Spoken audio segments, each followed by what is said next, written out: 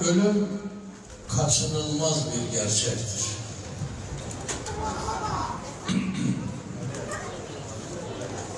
Bizler er ya da geç öleceğiz. Ölüm her insana farklı şeyler söyleten bir vaka. Genç ölürse yakışmadı buna ölüm derler. Daha görecek çok günleri vardı derler. Yaşlı ölürse rahatladı, kurtuldu derler. Ölüm her insan hakkında farklı farklı şeyler söyletir. Ve insan aldığı, verdiği nefes kadar ölüm insana yakındır. Ölüm bize o kadar yakındır. Bir dakika sonra mı ruhu teslim ederiz? Bir saat sonra mı? Bir gün sonra mı? Bir sene sonra mı? Bir ay sonra mı? Onu biz bilemeyiz. Onu yaratan bilir.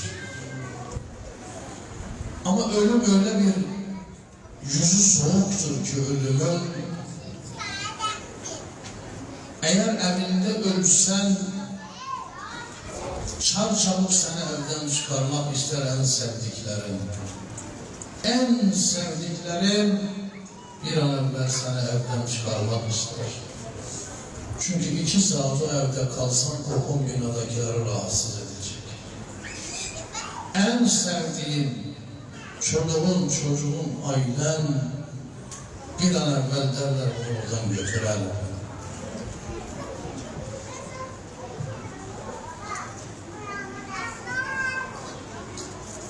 Güzel yataklarda uyuyan biz, yumuşak yataklarda uyuyan biz,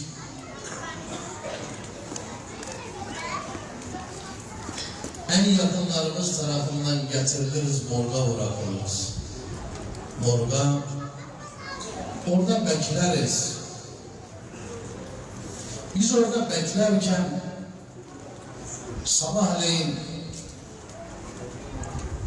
seni tanıyanlar işe giderler.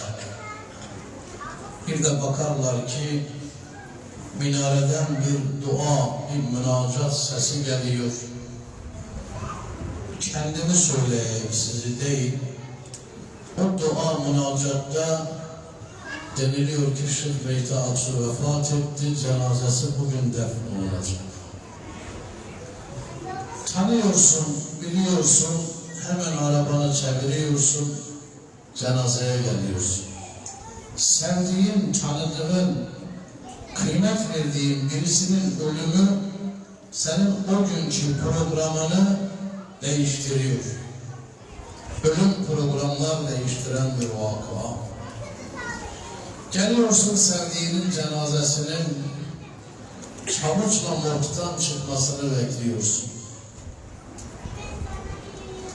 Sen orada morgda beklerken, senin cenazen orada beklerken yukarıdakilerin hepsinin konusu sensin. Herkes seni konuşuyor. Biri diyor Allah rahmet etsin, iyi adam. Biri diyor Allah rahmet etsin ama bana da bu kadar borcu vardı. Biri diyor Allah rahmet etmez. Bana çok zarar verdi. Yani yukarıdakiler iyi veya kötü seni konuşuyor. Sen neysen ona göre yukarıdakilerin konuşması devam ediyor. Aslında yukarıdakilere konuşma metnini veren sensin. O morgdaki konuşma metnini ameliyle, hayatıyla yazmış, vermiş tanıdıklarının eline, akrabasına, eşine, dostuna. Sen nasıl yaşamışsan onlar seni yukarıda öyle konuşuyor. Ve derken tabutun geliyor İmam Efendi'nin önüne. İmam Efendi dönüyor, diyor cemaat haklarınızı helal edin. Seni sevmeyen de diyor helal olsun. Ama bu helal olsun, kalpten çıkan helal olsun değil. Öylesine orada söylenen bir helal olsun. Namaz bitiyor.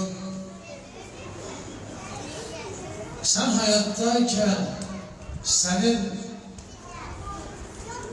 10 kilo, 20 kilo yükünü omuzlanmayanlar izdiham içinde senin tabutunu omuzlamak için birbirleriyle. Oysa sen dünyada yaşıyorken yükün vardı. Bu yüküne birileri el atsaydı belki sen farklı olacaktı. Belki o tabutun içinde de olmayacaktı. Sen yaşarken yüküne biraz el atsalar, yükünü biraz omuzlasalardı daha başka bir hayatın olacaktı. Ama yaşarken senin yüküne omuz vermeyenler şimdi cenazene omuz vermek için gösteriş halindeler. Adeta tiyatro yapıyorlar. Seni sevenlere gösteriş yapıyorlar ki biz de üzgünüz. Sen de ruhun bu iki yüzlüleri görüyor. Ruhun bunları görüyor. Haykırarak iki yüzlüler demek istiyorsun ama diyemiyorsun. Çünkü artık senden konuşma imkanı alınmış. Oradaki iki yüzlülere haykırma imkanı senden alınmış. Getirirler seni mezara bırakırlar. Mezara bıraktılar. En son mezardan birinci derece akrabaların ayrılır. Eşin, çocukların, kardeşlerin, bacıların en son onlar ayrılır. Arkadaşların ayrılır, tanıyanlar ayrılır, akrabalar ayrılır, en son onlar ayrılır mezardan. Gelirler eve, artık senin evde ünvanın değişti.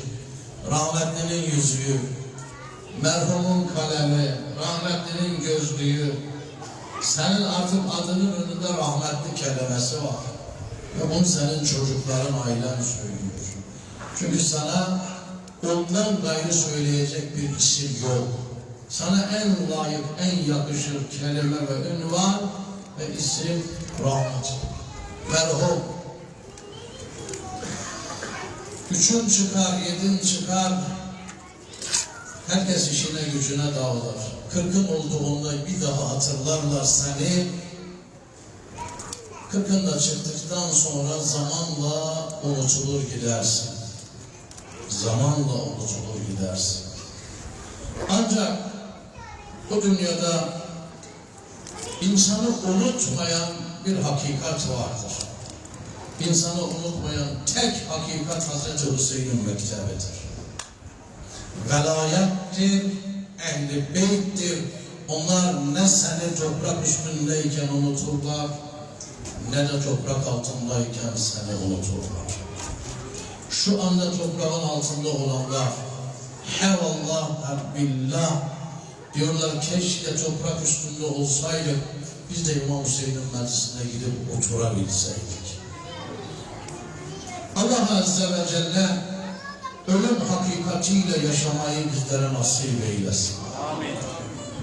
Sohbetin önünde bu birkaç dakikalık ölüm hakikatini söylememin sebebi bu ölümün soğuk yüzüdür. Ve ölümün hakikatidir, ölümün gerçeğidir. En sevdiğin bile öldüğün yerde seni bir gün tutmaz. En sevdiğin 5 saat tutmaz, bir an evvel seni evden çıkarmak ister. Ölümün soğuk yüzü budur. O mezara girdiğin zaman mezarda ne paran, ne evladın, ne ailen, hiçbirinin hükmü yok. Tek hükmü olan şey senin salih amellerin ve ehl-i beytin velayetidir. Allah bizi o velayetten ayrı düşürmesin aleyhisselam.